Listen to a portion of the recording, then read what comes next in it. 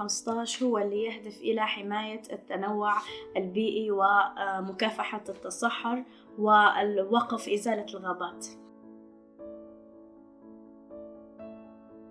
لو استمرنا في قطع الغابات وما أخذناش الإجراءات اللازمة لمكافحة التصحر حنخسر كمية كبيرة من الغابات اللي يعتمدوا عليها 1 مليار من البشر، لذلك حتزيد نسبة الفقر في العالم.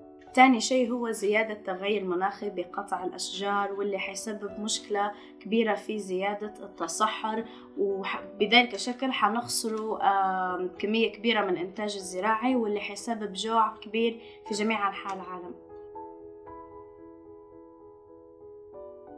تعتبر 3/4 مساحة بلادنا صحراء، وبدل ما نحافظوا على غاباتنا نسبة التصحر قاعدة تزيد أكتر وأكتر، وهذا يحدث بسبب تعدي المواطنين على الغابات وعدم معرفتهم بخطورة الأفعال اللي قاعدين يديروا فيها. فمثلا بسبب تعدي المواطنين على غابات منطقة الأبيار حذرت المؤسسات الحكومية على الشيء اللي قاعد يصير واتجاه المنطقة هذه نحو التصحر.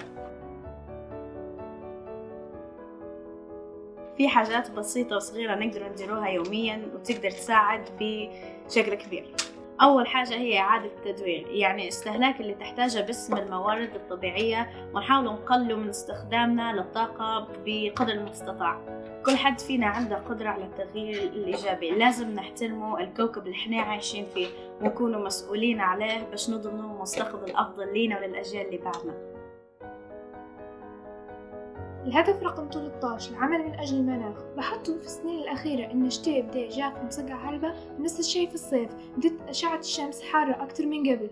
هذا يقولوا له تغير مناخي. التغير المناخي مش مقتصر على انخفاض درجة الحرارة بشكل ما كناش متعودين عليه في الشتاء، ولا حتى ارتفاع درجة الحرارة بشكل غريب في الصيف. سألتوا نفسكم شنو هي الأسباب اللي خلت مناخ الأرض يتغير؟ السبب الأول عوامل طبيعية، والسبب الثاني أنشطة بشرية. العوامل الطبيعية زي التغيرات اللي تصير في مكونات الغلاف الجوي وتغير كمية الإشعاع الشمسي والانفجارات البركانية وغيرها، وهذه بيد ربي ومنقدرش نوقفها. ولكن اللي نقدر نوقفه هو الأنشطة البشرية زي إزالة الغابات وقطع الأخشاب باستعمال الطاقة التقليدية زي النفط والغاز وغيره. مع زيادة النشاطات الصناعية للناس واللي تعتمد على الوقود الأحفوري، زادت نسبة انبعاثات غازات الاحتباس الحراري وخصوصا CO2. تغير المناخ سبب ارتفاع في درجة حرارة المحيطات وهجرة بعض المخلوقات البحرية وموت البعض الآخر، وسبب ذوبان القطبين الشمالي والجنوبي.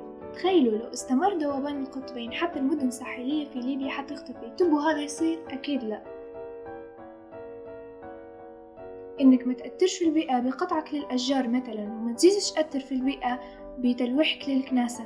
لو بنوقف المصانع من شغلها بسبب دخان ضار بالبيئة، هذا حيأثر في النمو الاقتصادي، وهذا الشيء لا أنت ولا أنا نبوه. لكن لازم يكون في حل وسط، يعني يكون في نمو اقتصادي وما يضرش بالبيئة.